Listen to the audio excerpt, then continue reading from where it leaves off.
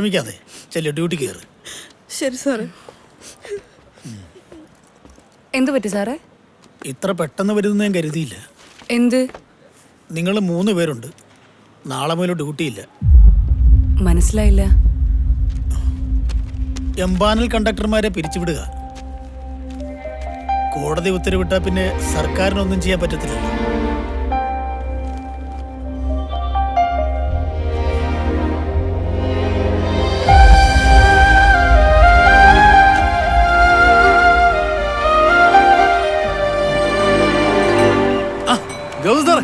ഗൗതം സാറിന്റെ കൂടെ ഇന്നും ഡ്യൂട്ടി.